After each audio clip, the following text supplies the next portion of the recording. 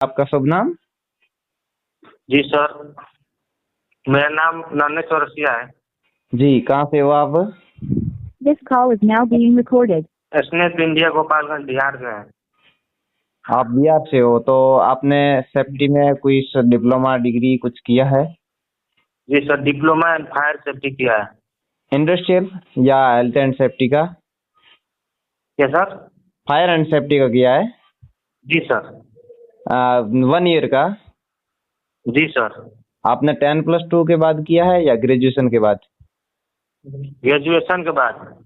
मतलब PG safety diploma किया है, PDAS? जी सर जी। तो आपने ग्रेजुएशन बीएससी किया या आपने बीए किया?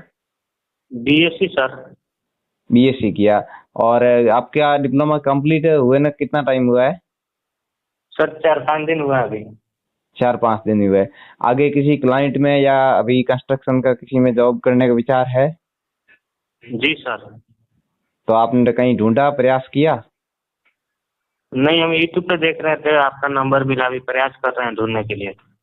ठीक है, अच्छी बात है। आप किसी शुरुआत में किसी कॉन्ट्रैक्टर के साथ घुस जाओ ताकि आपको वहाँ सीखने को मिलेंगे। वहाँ ताने बहुत आएंगे कंपनी के, पर वहाँ आपको जी जितने सीखने को मिलेंगे उतना कहीं सीखने को नहीं मिलेगा। उसके बाद में आपकी ग्रोथ डिसाइड होगी। आप जितना सीखोगे उतना कंस्ट्रक्शन लाइन में सीखोगे, उतना कहीं नहीं सीख पाओगे। जी सर। ठीक है, तो आपको सेफ्टी में बेसिक नॉलेज तो होगा, आपने डिप्लोमा किया है तो रेगुलर क्लासें भी ली होगी। जी सर जी। बताइए सेफ्टी क्या होती है, व्हाट इज सेफ्टी?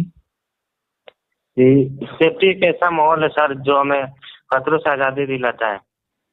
किस उसे हम सेफ्टी कहते हैं, जैसे किस प्रकार आज़ाद, किस किस प्रकार इंजरी के लॉस। खतरे? किस किस से आजादी मिलती है हमें? जी सर, जैसे हम खतरों से आज़ादी मिलती है सर।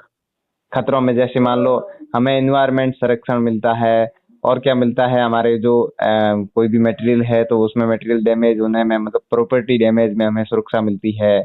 और क्या मिलता है? जी मतलब सर। ऐसे इफेक्टिव शब्द बोलोगे, उससे आपका जी जो इंटरव्यू लेने वाला है वो आपसे प्रभावित होगा और आपको अच्छा पैकेज दे सकता है। वरना वो आपको जी। नॉर्मली पैकेज देगा 15-16 हजार, 20 हजार लास्ट। जी ठीक है, सर। तो आपको उसमें आपको एनवायरमेंट सेफ्टी शामिल करना है कि एनवायरमेंट के संरक्षण होगा, और जो संपत्ति है उसकी संरक्षण होगा। मतलब प्रॉपर्टी डैमेज से हमें सुरक्षा मिलेगी यदि सेफ्टी को हम मेंटेन करके रखेंगे तो। और किसी भी जान माल की हानि नहीं होगी, मतलब किसी भी मानव हानि यानी किसी भी मनुष्य की भी एकदम सुरक्षा मिलेगी। तो हम एक सुरक्षित भारत एंड जीरो एक्सीडेंट नीति है उनको उचित तरीके से पा सकते हैं यदि सेफ्टी नियमों का सही तरीके से पालन किया जाए और उनमें दखलंदाजी को रोका जाए। जी सर। ये ऐसे इफेक्टिव शब्द बोलोगे तब आपको कोई भी इंटरव्यूअर आपको आपसे प्रभावित होगा, और आप जितना पैकेज मांगोगे तो उसमें वो संतुष्ट होगा। जी ठीक है, सर। एक तो इस बात को पहले ध्यान रखना है। जी। अगला आपका क्वेश्चन रहेगा, आपने क्या क्या क्लासों में जैसे कोई टॉपिक पढ़े कि बता सकते हो क्या क्या टॉपिक पढ़े? जी सर। बताइए, हम आपने क्या क्या टॉपिक पढ़े? एक साल तक रीडिंग किया है? हॉट वर्क पढ़े सर। हॉट वर्क पढ़ा? यदि कोई तो हॉट वर्क क्या होता है? किसको कहोगे आप हॉट वर्क? हॉट वर्क कोई भी वस्तु जिसमें स्पार्क, हीट और हाँ, स्मोकिंग निकलता है, उसे हम हॉट वर्क कहते हैं। ठीक है। कोई भी कार्य। हाँ, जैसे मान लो वुड कटर चल रहा है तो वुड कटर हॉट वर्क में आएगा कि नहीं आएगा? क्या सर? वुड कटर एक मशीन है, वुड कटर पावर टूल्स है। जी। तो वो हॉट वर्क में शामिल होगा कि नहीं होगा? नहीं होगा सर। क्यों?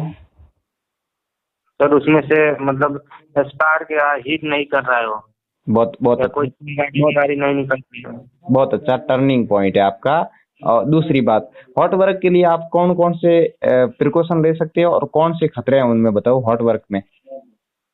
सर हॉट वर्क के लिए प्रिकॉशन बताएं सर। पहले आप खतरे बताओ, हॉट वर्क में क्या खतरे हो सकते हैं?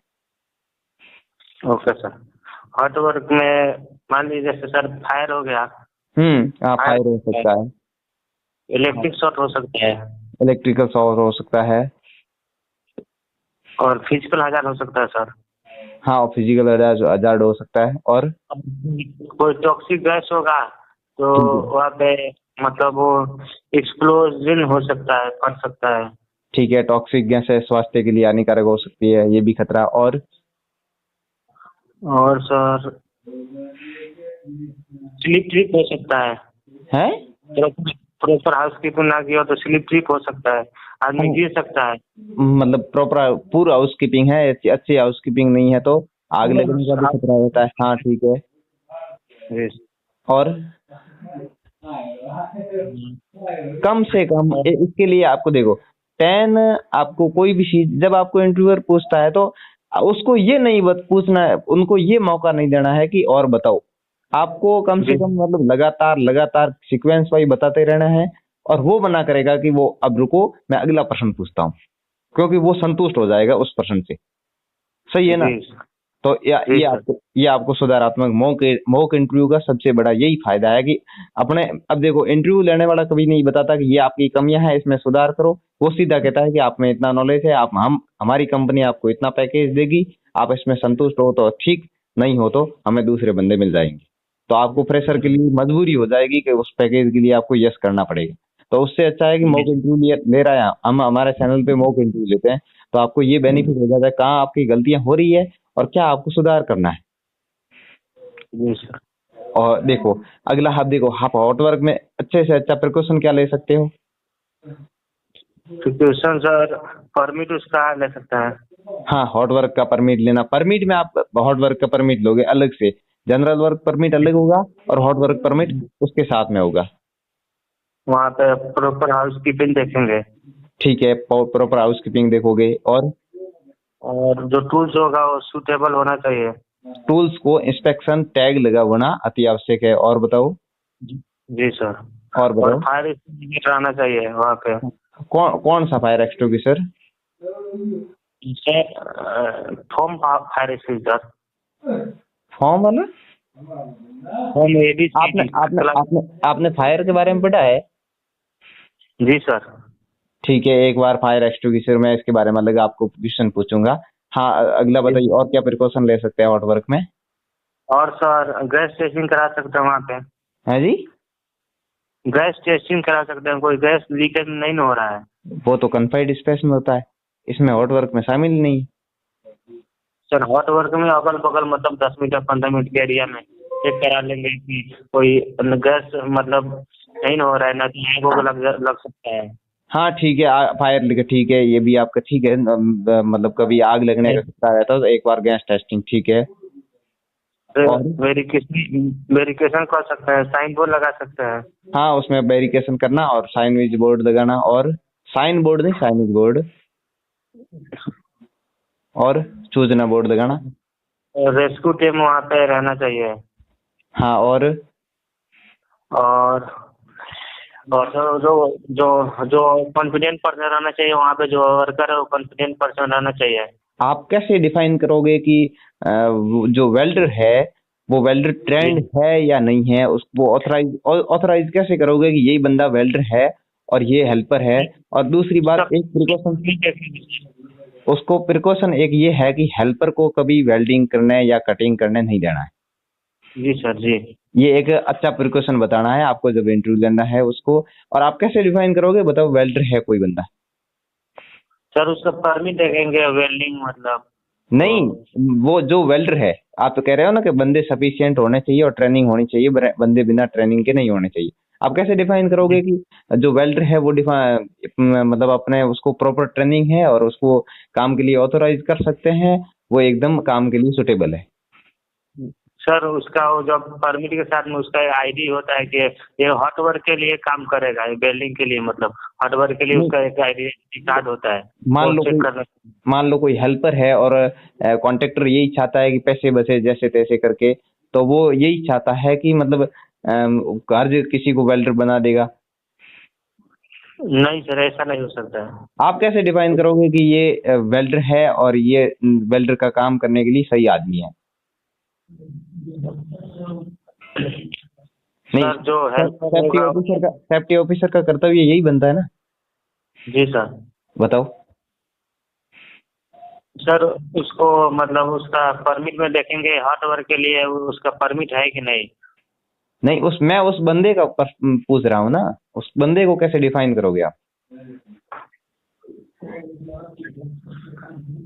सर वो जो काम करेगा, जो हार्डवर्क के लिए कटिंग करेगा, वो हेल्पर कर ही नहीं सकता है। हेल्पर नहीं कर सकता, आप कैसे? मैं वेल्डर का पूछ रहा हूँ, आप वेल्डर को कैसे डिफाइन करोगे? यही क्वेश्चन आपके आईक्यू लेवल की जांच करता है कि ये बंदा सेफ्टी ऑफिसर है कि नहीं है। तो आपको इसके लिए यही कहना है कि उसके पास लेटर होगा, कि एक्सपीरियंस लेटर, ठीक है।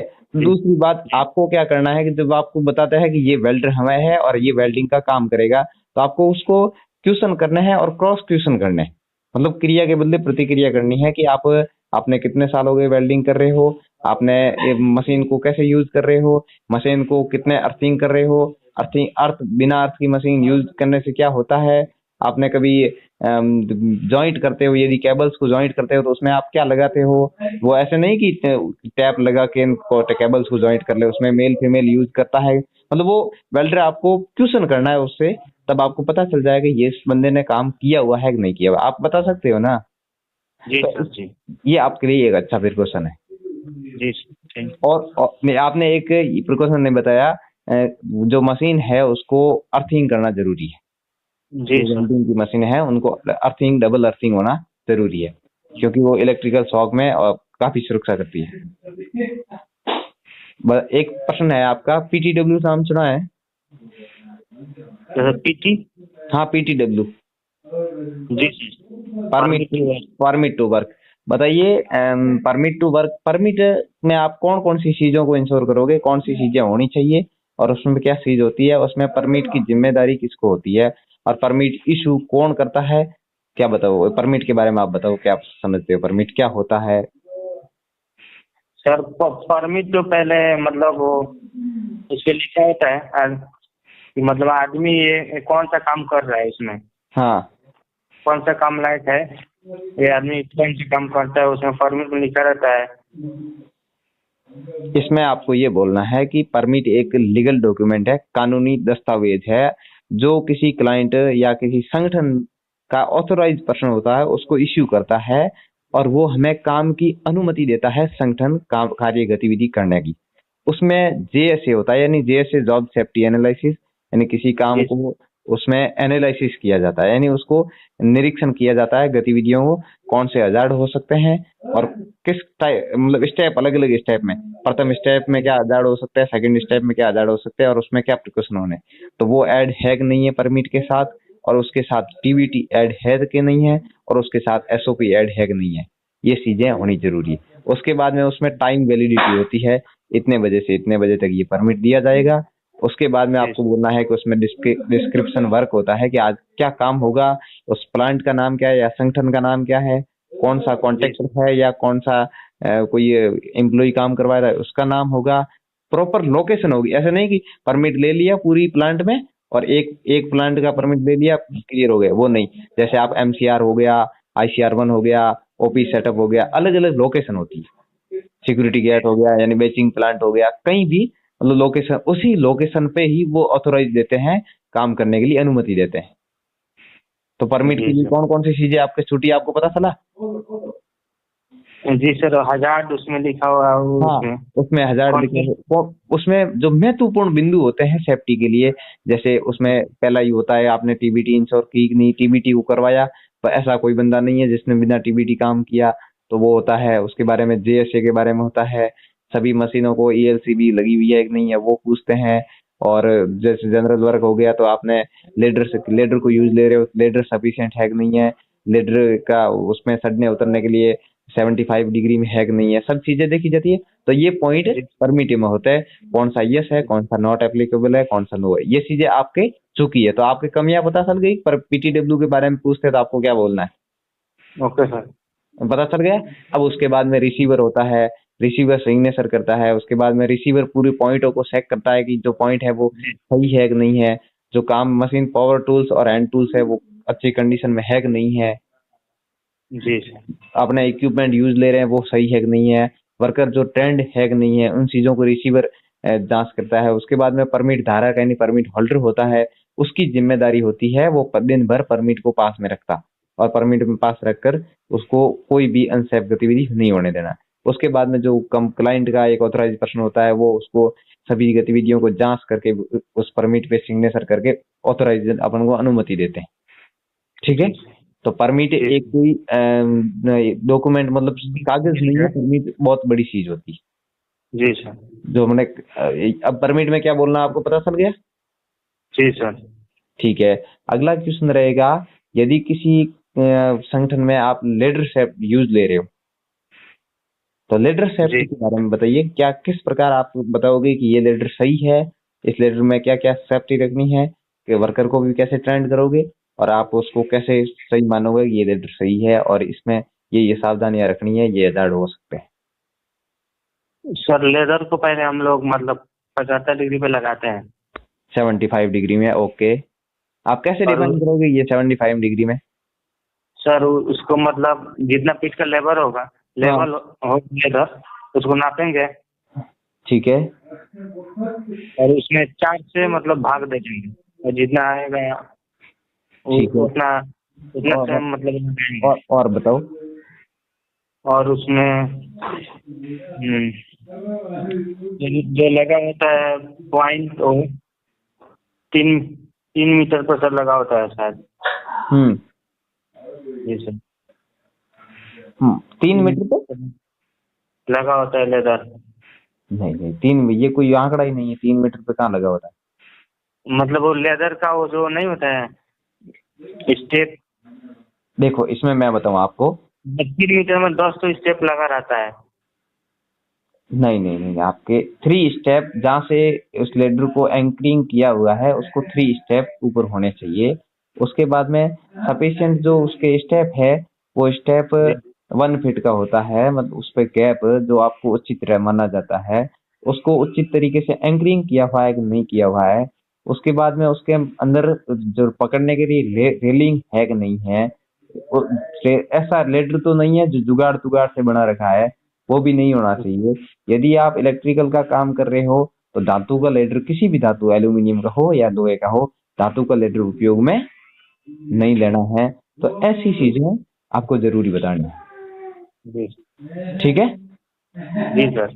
और मैं अगला क्वेश्चन रहेगा, एक क्वेश्चन रहेगा जिसमें आपका काफी चीजें मेंटेन हो जाएगी, आपका अवलोकन हो जाएगा कि आप सेफ्टी इंजीनियर हो या सेफ्टी सुपरवाइजर हो या सेफ्टी ऑफिसर हो और या असिस्टेंट मैनेजर हो, बन सकते हो। हालांकि हम आपके अच्छे भविष्य की कामना करते हैं, आप प्रयास करोगे सेफ्टी में तो ये जॉब बहुत अच्छा है। गल्फ कंट्री में भी स्कोप रहते हैं, इंडिया में भी बहुत स्कोप रहते हैं, तो आपके PDAS किया हुआ है तो बहुत अच्छे स्कोप रहते हैं। अब तुरंत किसी क्लाइंट में आप ज्वाइनिंग के लिए प्रयास करो। तो आप अगला क्वेश्चन रहेगा कि आप किसी भी साइट पे जाओगे जहाँ आपकी ड्यूटी रहेगी, तो आपको क्या वहाँ रूल्स अपनाने होंगे, आपकी क्या वहाँ पे ड्यूटी यानी रूल्स और आपकी वहाँ रेस्पॉन्सिबिलिटी क्या होगी? सर रेस्पॉन्सिबिलिटी मतलब यही रहेगा कि हम किसी भी साइट पर जा रहे हैं तो परमिट देखेंगे। ठीक है। और TBT देंगे। TBT देंगे? जी। फुल फॉर्म बताइए TBT का। Tool box time. ठीक है, ओके। और बताओ क्या करोगे?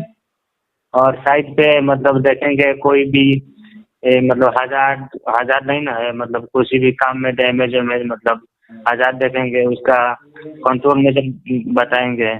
अनसेफ एक्ट और अनसेफ कंडीशन को डिफाइन करेंगे और उनको कंट्रोल मेजर बताएंगे। ये बोलना है जब आपका इंटरव्यू कोई क्लाइंट लेती हो। ठीक है, आगे बोलिए।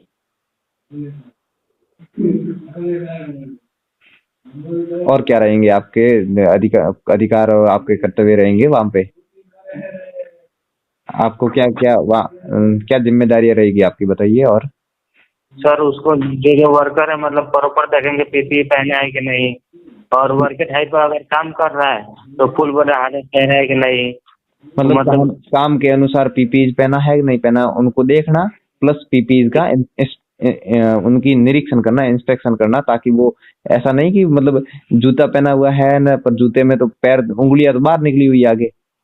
जी सर। वो भी नहीं होना चाहिए। फुल बॉडी हार्नेस पहना हुआ है, फुल बॉडी हार्नेस का TPA ही नहीं है, थर्ड पार्टी इंस्पेक्शन नहीं है, ऐसा भी ये चीजें देखनी है। ठीक है, और जैसे हेलमेट पहना हुआ है, हेलमेट में सैन स्ट्रिप नहीं लगाई हुई है, तो मतलब ये अनसेफ एक्ट और अनसेफ कंडीशन और PPE का अपन उचित पालन करवाएंगे। और बोलिए। और सर कुछ इसके बारे में उतना आइडिया नहीं है। आप इस क्वेश्चन को, ये क्वेश्चन एक ऐसा क्वेश्चन है जो हर इंटरव्यू लेने वाला बंदा पूछता है, जी सर। क्योंकि ये क्वेश्चन आपको अंदर कितनी एबिलिटी है उस सभी एबिलिटी को बार बता देता है। जी सर। तो आपका पहला वहां जाते ही क्या प्रोग्राम रहता है कि डेली मॉर्निंग में टीबीटी देना। टीबीटी में वो चीज बताना कि आज एक्टिविटी क्या होगी, आज की एक्टिविटी में क्या हजार्ड है और क्या अपन को प्रिकॉशन लेने हैं।